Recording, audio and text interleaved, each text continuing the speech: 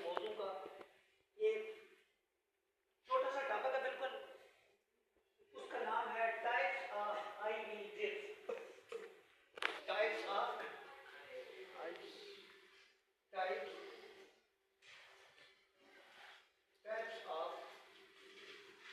Ivy, I और V, types of IV drips, DRIPS, drip solution, LUTI जमा है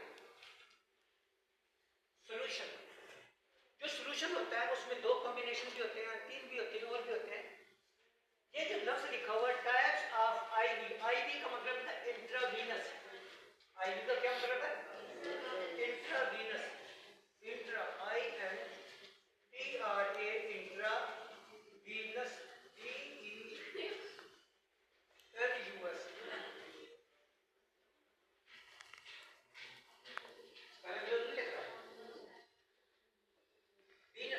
Venus का मतलब है वेन। ये वेन जो है, इस वेन को, ये जो वेन नजर आ रही है आपको, इसको कहते हैं पेरिफेरल वेन।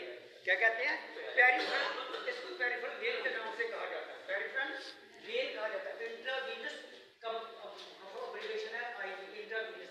ड्रिप सॉल्यूशन, जो ड्रिप लगाई जाती है इंट्रावीनस। अच्छा, अब ड्रिप की मैंने बात करनी है, इस सॉल्यूशन की। ये जो सॉल्यूशन है इसकी तीन कैटेगरी होती है, तीन क्लासिफिकेशन होती है। तेरा मुस्कुराना भूल जाने के काबिल नहीं है, अल्लाह करे तेरा हुस्न और तेरी जवानी सलामत रहे। तेरे हुस्न और जवानी को उतार देता हूँ, तेरी हुस्न और जवानी हमेशा कायम रहे। तेरे लबों पर मुस्कुराहट हो, तेरे लबों पर मोहब्बत की हुक्मरानी हो, तेरा वजूद सखावत की निशानी हो। तेरा आशिक और उसका माशूक सलामत रहे, उसका माशूक और तेरा आशिक सलामत रहे। उसका महबूब और तेरा मुहिब सलामत रहे, तेरा महबूब और उसका मुहिब सलामत रहे। हाय हाय हाय, अरे जियो, क्या बात, जियो, क्या बात है, अरे जियो, अरे जियो। अच्छा, आईवी जो सॉल्यूशन होते हैं, सॉल्यूशंस की तीन क्लासिफिकेशन, तीन कैटेगरी होती है। तीन कैटेगरी। नंबर एक होता है आइसोटोनल। नंबर क्या होता है? नंबर एक सॉल्यूशन जिसकी क्लासिफिकेशन पढ़ाता हूं मैं। नंबर एक होता है isotonal, ISO, isotonal, DONIC, isotonal. Isotonal solution, isotonal solution. Isotonal solution जो है, दूसरा होता है हाइपरटोनिक सॉल्यूशन। क्या होता है? किताबें मैंने नहीं देखी। हाइपरटोनल सॉल्यूशन की एब्रिविएशन होती है SOL, बस इतना लिखेंगे आप। तीसरा होता है हाइपोटोनल सॉल्यूशन। क्या होता है? हाइपोटोनल, HIPO, हाइपोटोनल, TONIC, हाइपोटोनिक सॉल्यूशन की एब्रिविएशन होती है SOL, सॉल्यूशन। ये तीन क्लासिफिकेशन के मैंने नाम लिखे। नाम पर तवज्जो है आप सबकी? घबराए तो नहीं, परेशान तो नहीं, बैठे चले गए। अपनी सारी परेशानियां मुझे दे दो, मेरी खुशियां आप दे दो। अरे जियो, क्या बात है, क्या बात है, जियो ले लो। हाँ, मैंने इस पर गुफ्तगू करनी है। ये आइसो क्या होता है, टोनल क्या होता है? यही तो इल्म पढ़ाने का मजा है, इल्म को पढ़ाना समझाने का। आइसो, ये जो आइसो लिखा हुआ है, आइसो का माना होता है सेम। आइसो का माना क्या होता है? ISO, आइसो मतलब होता है same, same, SAME, same. Same का क्या मतलब है? इक्वल। क्या मतलब है? इक्वल। यू इक्वल कहते हैं उर्दू में मसावी को, मसावी को, यानी जिसके अंदर और बाहर नमक की मिकदार बराबर हो। अगर अंदर 10 मालिकूल है नमक के, तो बाहर भी 10 ही मालिकूल है, उसको आइसो कहते हैं। आइसो का मतलब है सेम, इक्वल, आइसो। तो उसके बाद टोनल कहते हैं स्ट्रेंथ को, टोनल, TONIC, टोनिक। टोनल किसको कहते हैं? स्ट्रेंथ और पावर को कहते हैं, STRENGTH, स्ट्रेंथ को कहते हैं, स्ट्रेंथ को कहते हैं। ठीक है। आइसोटोनिक सॉल्यूशन जो होता है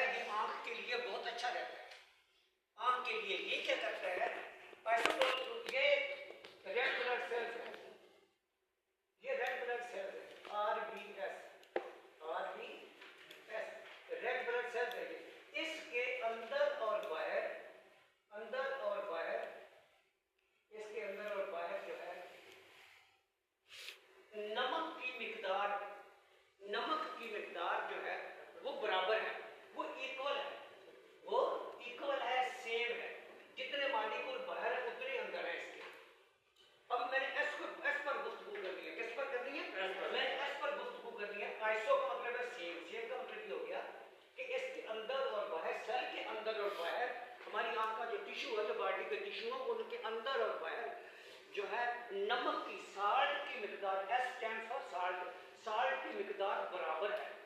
अब ये सवाल पैदा होता है ये बराबर क्यों है, ये बराबर क्यों है, किस लिए, इसका फायदा क्या है, इसका रेड ब्लड सेल्स को, व्हाइट ब्लड सेल्स को, जो आंख के टिश्यू हैं, जो बॉडी के टिश्यूज हैं, इनका इसका फायदा क्या, इसका फायदा ये है, इसी एस पर गुफ्तगू मेरी खत्म हो जाएगी।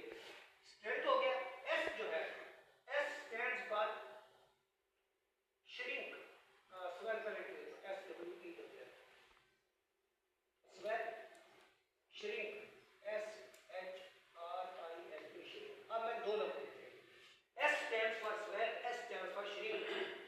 जो आइसोटोनिक सॉल्यूशन होता है जब आंख में इसको लगाते हैं, जैसे आंख इरिगेट करते हैं, इंट्राओकुलर के तौर पर, इरिगेशन के तौर पर इस्तेमाल करते हैं, या इसको सॉल्यूशन को वैसे भी आईवी के तौर पर लगा देते हैं, ये क्या करता है बॉडी के अंदर जाकर खून के अंदर शामिल होता है। खून के अंदर जो रेड ब्लड सेल्स होते हैं उनके अंदर और बाहर, उनके अंदर और बाहर साल्ट और नमक की तादाद बराबर होती है।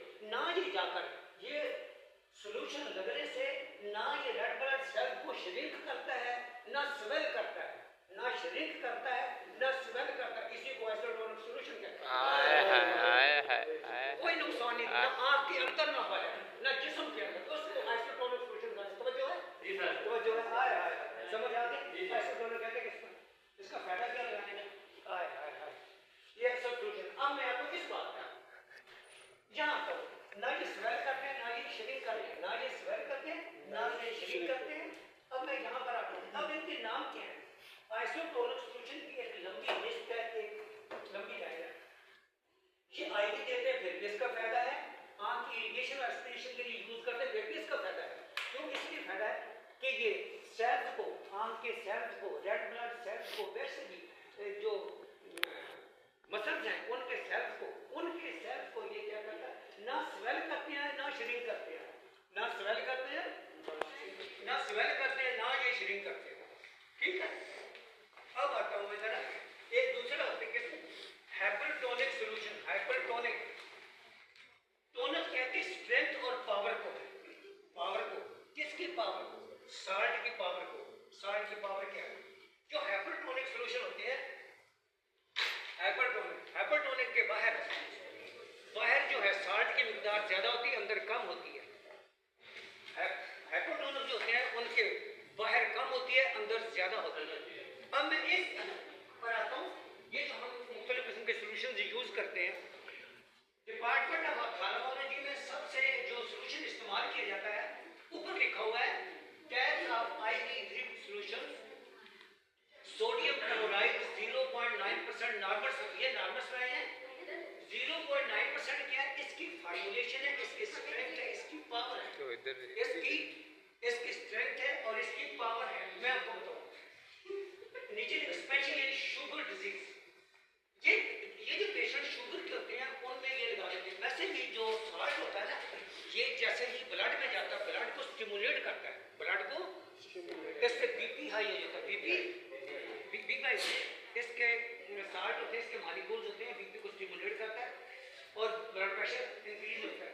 ये डेक्सट्रोज वाटर जो है, डेक्सट्रोज वाटर, ये भी आइसोटोनिक सॉल्यूशन है। डेक्सट्रोज वाटर आमतौर पर इस्तेमाल करते हैं, बच्चों को भी देते हैं, बड़ों को भी लगाते हैं। उसके बाद भी एक है रिंगर लैक्टेट सॉल्यूशन, इसको रिंगर लैक्टेटेड भी कहते हैं, लैक्टेटेड रिंगर भी कहते हैं, रिंगर लैक्टेट भी कहते हैं।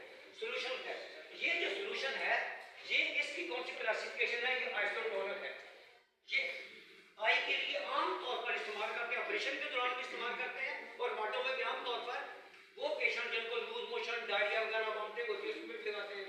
और मैंने कई दफा इसमें मैंने मल्टीबायोटिक इंजेक्शन डाल के इसी के अंदर पेशेंट को इंजेक्ट किया, मैंने बहुत दफा जो कमजोर पेशेंट होते हैं। अच्छा, वॉमिटिंग और नोजिया, लूज मोशन है किसी के, रिंगर आइसोटोनिक सॉल्यूशन है।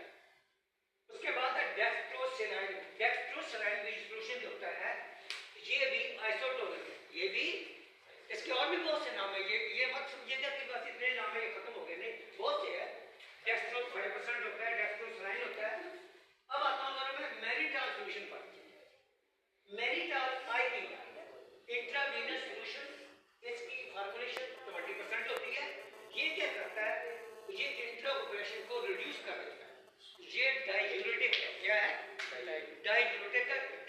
यूज करता है। डायूसिस का मतलब है पेशेंट को इसके लगाने से 100 ml लगा देते हैं या 200 ml भी लगा सकते हैं, से लेकर 500 ml तक प्रोफेसर सलीम अख्तर कहते हैं लगा देते हैं, जिसका आंख का एंडो प्रेशर बड़ा होता है। ये एंडो प्रेशर को रिड्यूस कर देता है। आप सोचेंगे कहाँ यूरिन का आना और कहाँ आंख का एंडो प्रेशर इंक्रीज हो गया, वो कैसे डिक्रीज हो जाएगा? वो भाई जो एक्वस ह्यूमर होता है ये ब्लड के अंदर जो सीरम होता है वहां से आता है, असल वहां से आता है ये ब्लड के अंदर।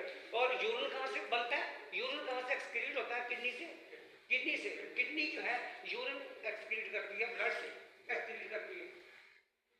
ये मेडिकल सोल्यूशन जिन पेशेंट्स का एंडो प्रेशर इंक्रीज हो जाता है उनकी आंख की सर्जरी नहीं हो सकती, इसलिए नहीं। अगर डॉक्टर ने अगर उनका एंडो प्रेशर इंक्रीज है तो डॉक्टर ने उनकी आंख में इंसिजन दे दी है, चीरा दे दिया है।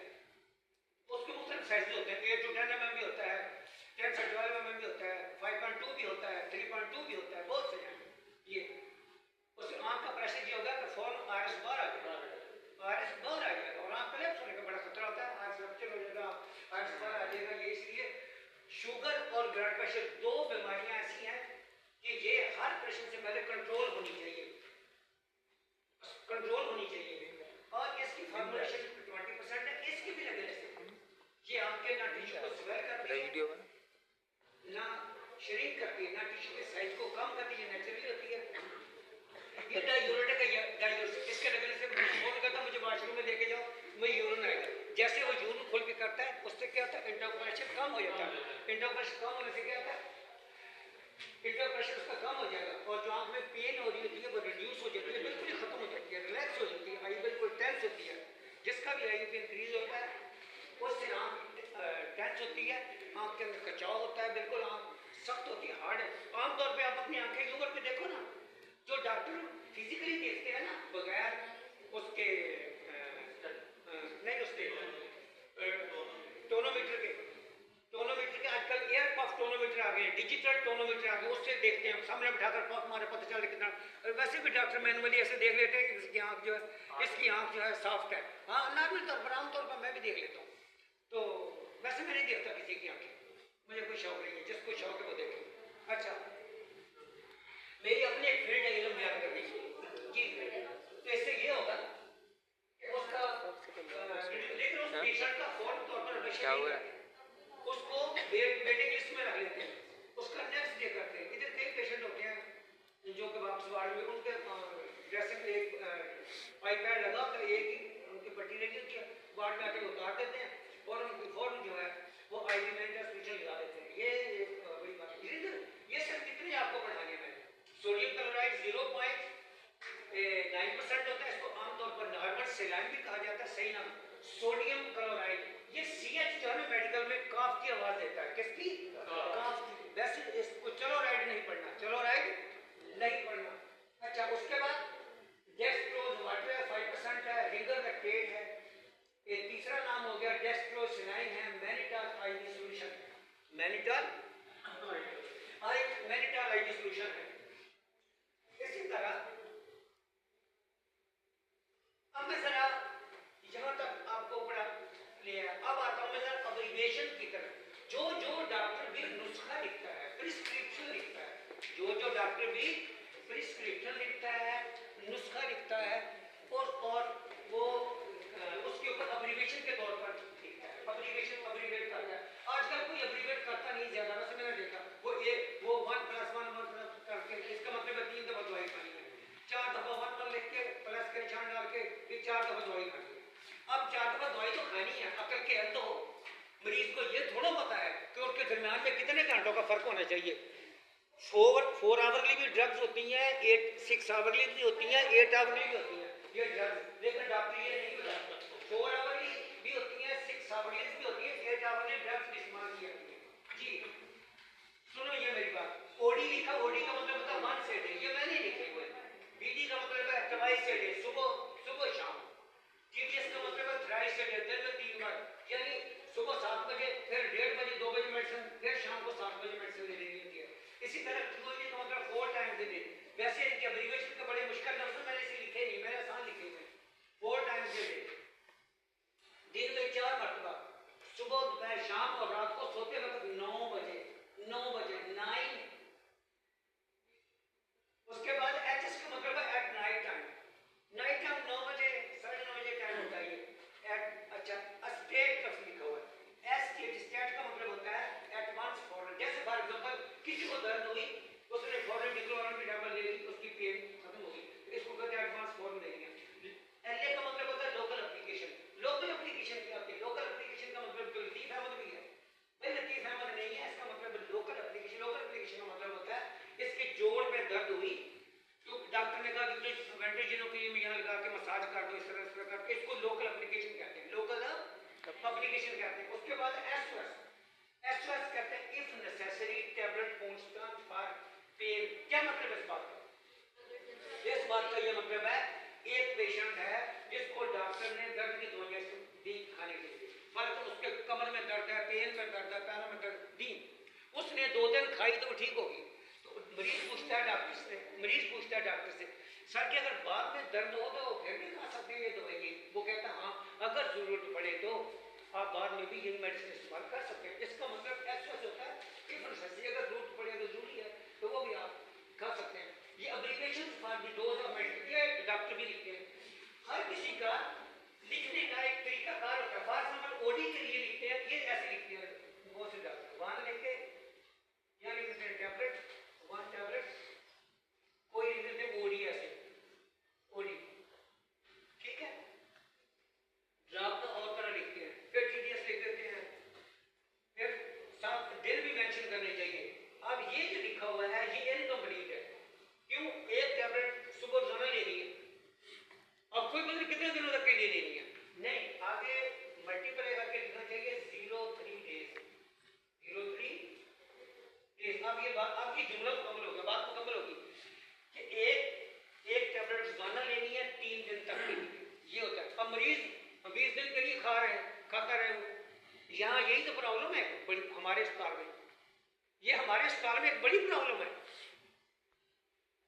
वो पता क्या कहते हैं, सुन लो जरा जिक्र आप भी गौर के साथ, पता क्या कहते हैं? जो मरीज भी फार्मेसी पे दवाई लेने जाता है उसको कहते हैं एक कतरा डाल लेना, जल्दी जल्दी बोलते जाते हैं, एक कतरा डाल लेना, एक कतरा डाल लेना। जब कोई दोबारा पूछ ले आपको बता नहीं दिया हमने, एक कतरा डाल लेना। वो भाई कहाँ डाल लेना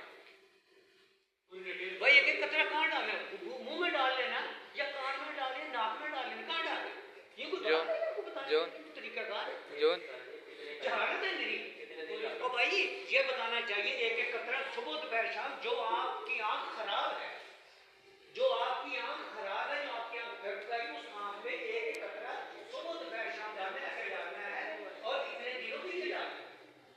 ये आप अच्छा मैं बीवी आपको कहते एक कतरा डाल देना, आप कहेंगे तुम बड़े बदतमीज आदमी हो, बस आप ये भी कहोगे बहुत ही बेगैरत इंसान कहूँगी, आप भी कहोगे, दिल में कहोगे, मेरे मुंह पर ना कह सकते किसी खौफ की वजह से।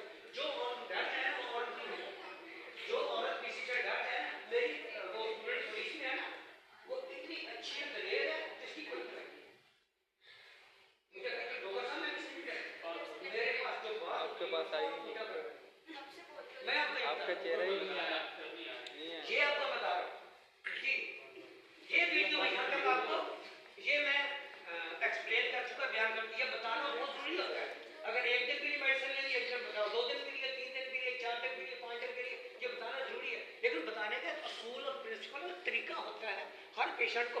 अनपढ़ से अनपढ़ पेशेंट को अंग्रेजी नहीं चाहिए आपकी, पेशेंट को अच्छी हदायत चाहिए। अभी ये पेशेंट अनपढ़ जाएगा, मैं इसको कहता हूँ 1 टैबलेट TDS फॉर 3 डेज। इसने अंग्रेजी को आग लगानी है, इसकी अंग्रेजी इसलिए बेकार है, फजूल है। इसकी मतलब की लैंग्वेज की मैं बात करूँगा, इसको बताना है एक गोली सुबह, एक दोपहर, एक शाम को खानी है, 2 दिन के लिए आप सिर्फ लेनी है, आप वो मुतमिन हो जाता है। जी ड्रॉप के बारे में बताना होता है, ड्रॉप्स के बारे में कितना बताना चाहिए आपको जी, ये बड़ी जरूरी ही बातें हैं जी। तवज्जो, घबराए तो नहीं। ये 2 स्लाइडें मैंने आपको कर दी, ये 2 स्लाइडें मैंने दोनों कर दिया, एक वे वाली और एक यहाँ वाली। बस इतने पढ़ना और कुछ नहीं पढ़ना और कुछ नहीं पढ़ना। आपका बहुत शुक्रिया, थैंक यू वेरी मच।